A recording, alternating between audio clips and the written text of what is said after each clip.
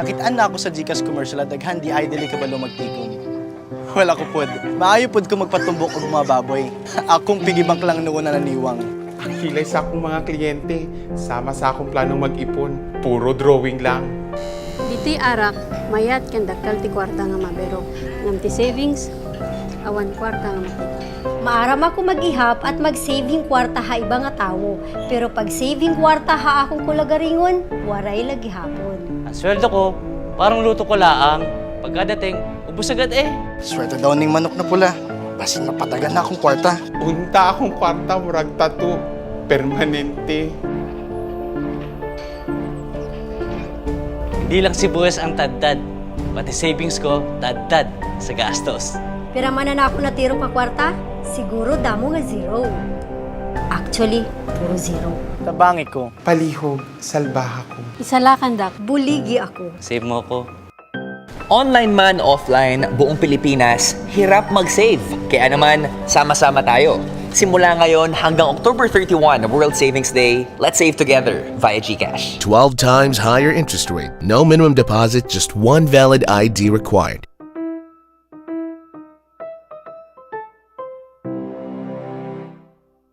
What do these professionals have in common? Sa teleserye, lagi akong gumaganap na mayamang donya. Galing ka umating, no? As a doctor, I can save lives. I just can't save money. One time I got a call asking for help with his savings account. Sorry, wrong number. Kung krimen ng walang savings, matagal na akong nakakulong. I make sure na lahat ng employees alagang-alaga. Ang hindi ko lang naalagaan ay yung savings ko.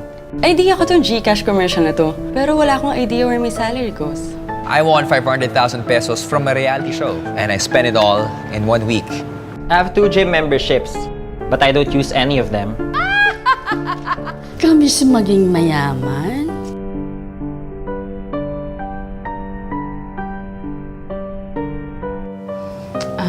Meeting. Hindi ko nga alam ba't nila ako kinuha endorser dito eh. Like them, 66% of Filipinos don't have savings. Let's begin to change that. Please save me. Please save me. Please save me. Please save me. Please save me. Please save me. Ikaw din, wala pang savings? Share your story and use the hashtag #PleaseSaveMe to join the movement. I'm the voiceover talent for this commercial, and wala akong talent sa pag-save.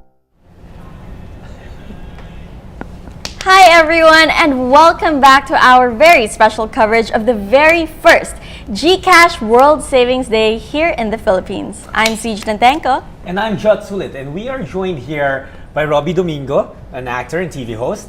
We also have Kim Seng, AVP for Financial Services at GCash, and Orange Conde, a digital executive who admits that she's also having a little bit of trouble when it comes to saving. And well, that's why we're here. We're all of us ready to have a discussion about how to solve our own struggles and how to work together towards one journey that we all want to take, which is saving. I love the way you smile. Punong-puno ng stories yata yun. Yes, definitely. Puno-puno ng hugot. I'm so eager to learn. Awesome. So, to start, aminin na nating lahat, who here needs saving? Okay. Please save me. Huwag natin ikahiya. Hashtag please save me. Even the people behind the camera. Dami. Dami dito. Everyone at home, di ba? And you watching, you should raise your hand. I really need some Okay. Oh. Please save me. So let's hear everyone's please save me stories. How about let's start with you, Orange? Oh, okay. So, I'm a millennial. I have the YOLO mindset, right? I'm very passionate about music.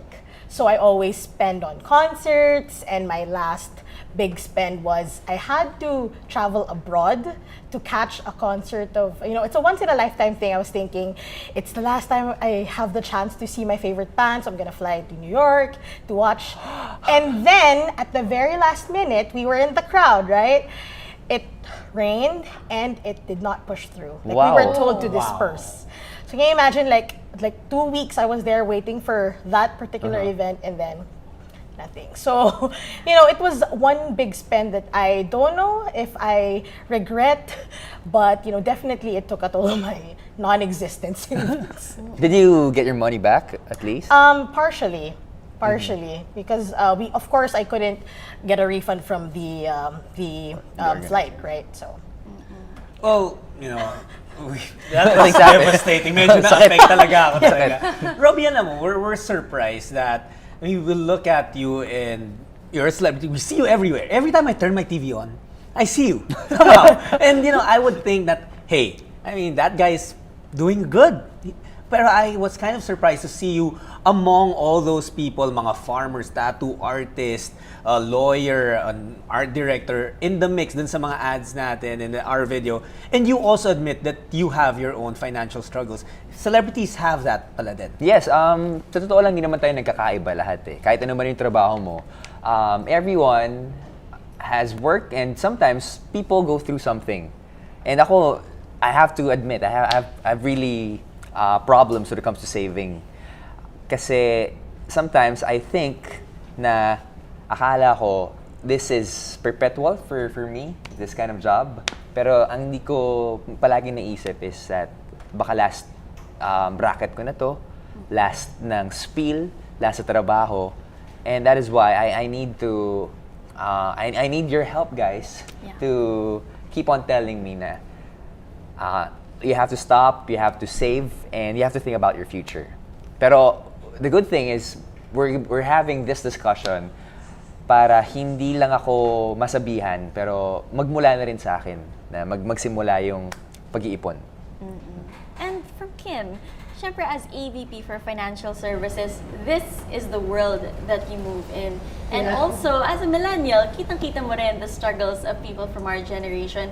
Ano yung nakikita mong really crazy Please Save Me stories? Oh, actually, when we launched this Please Save Me story, you know, when we saw the comment section, kasi syempre, we wanna know like ano talaga yung stories ng customer. Yung, actually, iba-iba talaga yung story. Merong mga funny angle, meron din mas serious yung confession nila. And parang one of the things na nag-strike sa akin na funny but I think is very true is sabi nila, yung savings ko na meron naman eh. Pinatago ko lang kay Lazada or Shopee.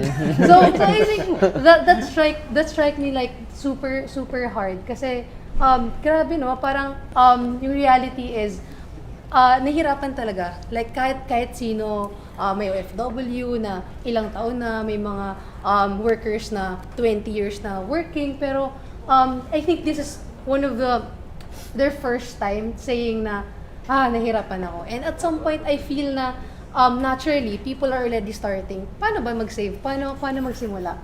And for us, like that inspired us a lot to do more of these kind of things to you know, change really the conversation and the story of our nation. Yeah, go ahead, C. I was just gonna say, napakaganda nga na you have an online way to save. Because sanay-sanay tayo, online spending, online shopping, and finally, meron a way to, you know, sort of push it naman in a good direction. Sa tingin mo, culturally, bakit ba hirap ang mga Pilipino mag-save? I think a lot of Filipinos find it difficult to save because I think of two things. So I think the first one is access. If you look at the situation of the country, we're in an archipelago, so it's really expensive, very expensive, or like almost impossible for banks to put up like a lot of branches nationwide to solve or to serve everyone in the country. So it becomes like very difficult to even have access to basic savings product. So I think yun talaga, yung first one is access. But yung na-realize namin is, you know, sometimes we become too focused on yung product. But yung bigger problem is also yung mindset. So hindi lang siya about access and products, but also yung mindset na usually yung nakita namin is parang meron tayong, yung mga Filipino majority, merong thinking na yung saving para lang siya sa few people na mas mataas yung kinikita, di ba? But yung reality is parang na-feel nila na this is not for me. Para lang yan sa kanila. So wala akong pag-asa. Parang ganun yung pain na na-feel namin sa you know, sa Filipino people. And yung reality is yung beauty ng ginawa natin as you know, as a team here in the Please Save Me campaign is parang nabigyan lahat ng, for the first time ever, ng platform to share their stories. And at some point, it gives them like comfort na hindi lang pala ako nag-iisa.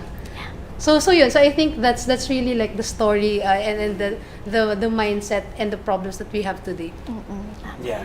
Robbie, you have been part of this campaign. We're celebrating World Savings Day for the first time dito sa Philippines. You've been part of this since inviting people to share their Please Save Me stories until now that we're finally making history celebrating this for the first time here. Why do you think it's so important? What do you think is the most important message to send across dito sa unang celebration sa Pilipinas? Well, the first step nga is acceptance. We are celebrating not just saving money, pero as Filipinos, we have to accept that we are having problems. The best thing about this campaign and this type of lifestyle and lifestyle check is hindi ka nag-iisa. We are here to help you and sama-sama tayong mag-iipon. Yun ang maganda dito. Lahat ng mga problems na sinabi ni Ms. Kim, we are throwing that away kasi this is very accessible. No minimum balance required. No, yung pinakamalit na deposit, kahit piso, kayang-kaya mo ilagay. And the best thing about this one as well is that yung returns mo, sobrang laki. I mean, you will be enticed. I'm really addicted right now. Saving. When you start, diba? Sobra. Ako, if you have the account already, try saving at least 50 pesos per day. If you're working already, if not, kung mga estudyante, kahit 10 pesos per day, you can just imagine kung gaano kalaki yung maiipon nyo at the end of the year. That's true. And Orange, you work in the creative field. Nabanggit nga ni Robbie, pati ni Kim, this generation, we have trouble with this. And ikaw mismo, you work in an industry where creatives are notorious for struggling with our finances. And magugulat ka, mga art directors, mga graphic designers, people who have their art on t-shirts, di ba? Hirap pa rin mag-save. Ano yung nakikita mo from people in your industry? And ano naman yung napag-uusapan yung solutions for how you can fix it? So I think a lot of people think that saving is about, you have to set aside like your big amounts of money, and it takes a toll on your daily, spending. So what we really always remind ourselves is to, start small. Baby steps muna tayo. Kasi we always think of the big things that you can do. But when you start small, it's actually easier and, more doable for everyone. Kasi hindi naman lahat malalaki yung sweldo. We come from different walks of life as well. So even if you start small, like Robbie mentioned, piso, diba? That's fine. That's your saving for the day. And that's your small victory, And later on, it'll balloon. And before you know it, you have big savings. And how does your GCash savings account help you? For me, it really helps because I tend to spend a lot on the daily. So, sa akin, it's a check and balance. I spend, but then I save. So, even if it's small, sometimes I spend more and then I save less. But sometimes I spend less and I save more. So, it feels really good. At the end of the day, parang, yes, that's a win for me. Victory. Yes. Robbie, kanina, you've been sharing with us kung paano nawala yung 500,000. I know. I mean, thank you for reminding. Yeah, sorry parang, lagi ko pinapaalala. But kasi it's really something that's a learning point for many of our viewers right now. And I think kasi you shared kanina when we were talking to you na at that time you got the car, you're feeling all right. Yeah. You were driving around it, feeling nice. But then a couple of weeks later, dun umabot yung repercussions. What were the learning points, and how do you want that to be something that our viewers right now and every Filipino, avoid falling into a trap like that? Think about what is for tomorrow, I guess. Kasi people, especially us, pag nakakuha tayo ng cash, nakangati yung kamay natin eh. Parang gusto natin, bili. Ano bang pwede na magawa natin sa pera natin ngayon? Pero nakakalimutan natin na meron pang dapat alalahanin para bukas. And the thing as well is parang kailangan nating isipin na yung iipunin natin ngayon, manganganak pa yan eh ng mas malaki, especially with the GCash Save app. Maraming possibilities din. I think, and I'm telling the viewers right now, na hindi mo kailangan dumating sa punto na mag-regret ka. I mean, we have our stories. Kahit gaano kalaki o kaliit man yung nawala sa'yo, you don't have to reach that point na magsisi ka. Kasi we are here to tell you, guys, na you have to save up.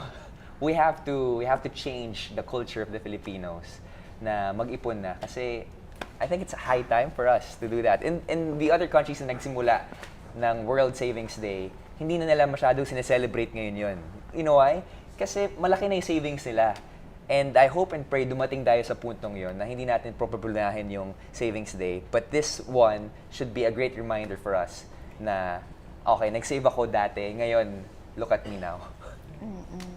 And that's such a great outlook to have, always thinking about the future. And Kim, it is literally your job to think about the future. I know. Not only hers. Yeah, not only hers, for for everyone, right? Dito nga yung likod ni Kim eh. Mabigat na eh. Parang bit-bit niya yung buong ano eh. Pilipinas. Buhat-buhat niya. Buhat-buhat niya eh. Oo. So, for you, what mindset do you encourage people to have? You know, sometimes kahit nga hindi your customers, but then yourself, your friends, your family, what mindset do you encourage them to have pagdating sa savings? Yeah, actually, I think sobrang agree ako, and yung sinabi ni Orange and ni Robbie na hindi kailangan sobrang laki nung simula. I think, as mentioned, yun talaga yung one of the most limiting mindsets that we as Filipinos have na, kailangan, it's not for me, ganun. And you're trapped. And yung gusto nating ipa-realize like today, starting like this whole month, World Savings Month, and this World Savings Day, is, you know, that change in paradigm na okay lang kahit paunti-unti. Kasi yung reality is, even if, for example, right now you're earning, for example, 5,000 a month, and then tomorrow you're earning already 100,000 a month. It's the same behavior that you get. And that's the reason why, you know, we have a lot of news na, yung mga lotto winners, parang after few years, broke na. So I think yun talaga yung insight doon eh, na kung ano yung behavior mo when you're earning small, you bring it when you're earning big. And so I think that is really the attitude that we need to embrace, na savings, it's not really that complicated. It's just changing that mindset and committing na this is good for me and gagawin ko na siyang parang system, automatic na. And for me, like personally, that's what worked for me.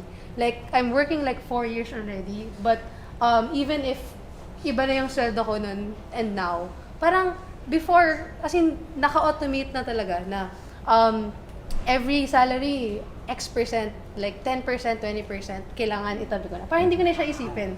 So I think that is what worked for me personally, and I think I encourage also like others to find the best system or best method for them to save up.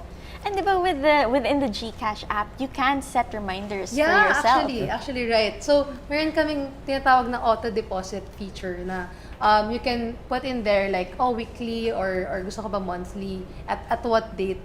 Pwede nang automatically dinededuct na for your GCash balance to your GCash save balance.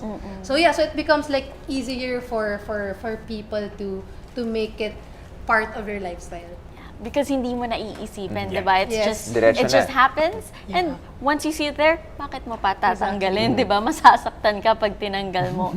So for you guys, ano pa yung naging, I guess, your own mindset? You talked about thinking about the future. You talked about, we talked about mindset, but what about behaviors? What are some things that you have, okay, I am not buying this anymore. I am not spending on this anymore. What have you started avoiding? Avoiding? You wanna go first? I wanna go first. There's a certain... No more. No, but there was a certain time in my life as well. Alam mo yung very Filipino rin na pag nakakuha ka ng cash, itatago mo sa ilalim ng kama, itatago mo sa ganyan, and you will think about it na ito yung savings ko, ito na yun. Pero I would encourage everyone na ilagay mo na lang savings mo, yung tangible money mo sa GCash. Kasi tutubo pa yan na malaki. I mean, your 100 pesos na tinago mo sa ilalim ng kama mo or sa ilalim ng sapatos mo, pwede pa yan maging 104 at the end of the year. Kung isipin mo mabuti. Diba? It could grow more. And economically speaking, if you just keep it there, actually Wala. nagde-depreciate Yes. pa yung value. With inflation. Yeah, with inflation. And it's not really safe. Pwedeng nakawin siya, That's di ba? right, that's Pwedeng right. mabasa, pwedeng Yeah. masunog, di ba? So there are a lot of Yeah. things that can happen if you don't secure it somewhere else. Ikaw, Orange, ano yung mga conscious efforts mo that you made towards saving?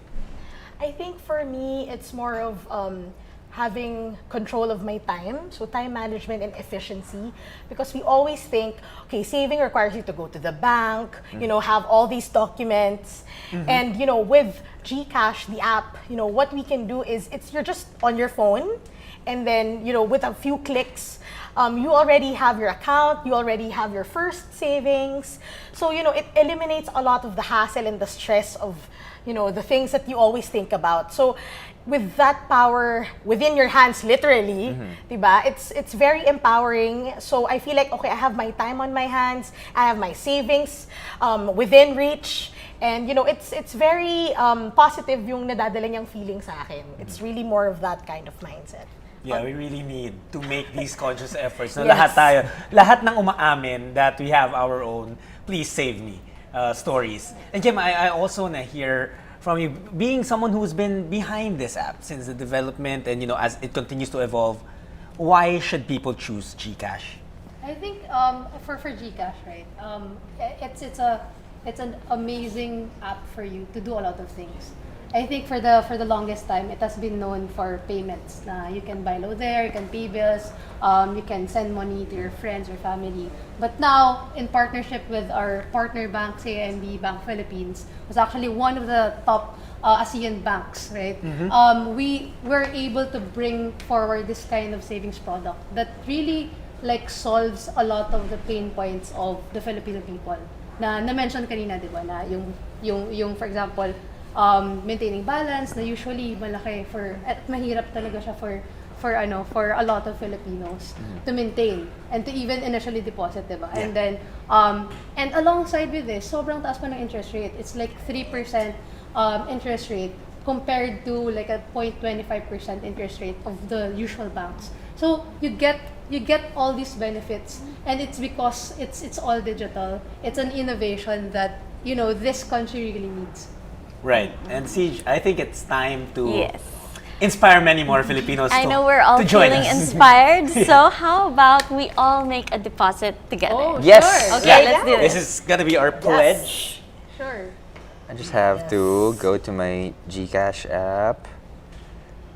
There So we how go. this works, again, we've been doing this all day, really simple. Just open your GCash app and then tap the save button and then enter the amount that you want and then tap again, confirm, and I'm done. oh, race pala to. Hindi ako aware. Siyempre nauna si Kim. Nag-explain pa ako, hindi pa ako nakapindot. Siya yun eh. It worked for her. I'm done. Done. I'm done. There you go. Congratulations to us all. Yep, Yes, yep. Happy World Savings Day! Yeah. Happy World Savings Day. Savings Day! Oh, diba? See, how good does it feel after making that deposit? Good. I want to make another transaction. It's addicting. It is so much fun to know that you gave yourself the gift of moving in the right direction, of setting yourself up for a better future. So before we end, any last words? Let's start with Orange. Okay, I learned a lot, and it's always good to be reminded. I think as a working professional, kasi marami tayong iniisip every day, I mean, everyone naman, we all have our things that we worry about. So it's always good to be reminded, I think, like what, the efforts that we have today, especially it's the first time that we're celebrating, World Savings Day. It's a good reminder for us, for everyone to, stop and think about your future. Before you know it, you have run out of time. So there's no better time than now. So it's, that reminder. No better time than now. What about you, Robbie? Ako gusto kong sabihin na everyone has their story. Iba-iba naman tayo na ginagawa sa buhay, iba-iba yung mga yung pinanggalingan natin, and of course, iba-iba rin yung mga saving and yung mga horror stories natin. Pero let's add another chapter to that one. Today is the best day to have that story of success. So I invite you to get your own GCash app, put something in the savings, and let's have that story of success through GCash. Kim? So for me, like sobra, like personal sharing na to, like super na-inspire ako and na-inspire ako sa stories and conversation online. And You're welcome. yes, galing, Robbie. So I think like honestly like, so inspired, and right now like I'm literally feeling very honored and I'm very honored na we are all part. And just not just me actually, like everyone here. It's 8 p.m. right now, and I believe na we are really making history, right? And as mentioned kanina, I think for the whole day, this World Savings Day, it's being celebrated 80 countries for 90 years, and it's the first time that we are celebrating here today, and this is really like we are making history. It's really like a good story for the Philippines. And so I think I encourage really everyone for you to join this movement. Join this first ever celebration of World Savings Day in the Philippines. Yes, and we promise that there will be more celebrations. Yes. Una pa lang to, and it's a groundbreaking event masusundan. Thank you so much, Kim, Robbie, and Orange. Thank you. Thank you for joining us today. Thank you for sharing your stories. Thank you for sharing your tips. Thank you for opening up, and thank you for sharing your own stories of how Filipinos deal with this every day. Now, our celebration is not done yet, right, Jeff? No, not at all, because later on we'll be back at about 9 p.m. and Siege. Guys, it's something that they've been waiting for. We will be ready to announce by then who will be taking home the 2 sets of pairs of tickets to any destination in the Philippines, round trip yan. And of course, yung iPhone 11. So do stick around. We'll be right back. Once again, a greeting to all of them. Oh, and wait, one more thing. We're also going to find out the total number of savers. Oh, that's right. That's the gonna be number very of important. Filipinos who have been saved with the help of GCash. Abangan natin yan. Yeah.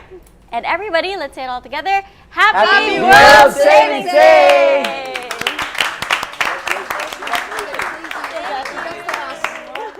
Congrats! Paano nga ba mag-open ng savings account with GCash? Madali lang yan! Buksan ang app, itap ang Save Money, mag-create ng account, kumpletuhin ang necessary details at i-confirm. Para makapag-save, mag-cash in lang sa GCash via online banking, remittance o pumunta sa mga partner outlets na ito. Yan! Ready ka na mag-save. Buksan ulit ang app, itap ang Save Money at mag-deposit. Maaari mo na itong ma-withdraw anytime at i-cash out sa 20,000 plus ATM branches nationwide. Kaya start saving na for as low as 1 peso with a 3% annual interest rate. Oo nga pala, samahan niyo kami mag-save with GCash sa World Savings Day on October 31. For more updates, visit this link and let's save together. Download the GCash app now, available for all networks.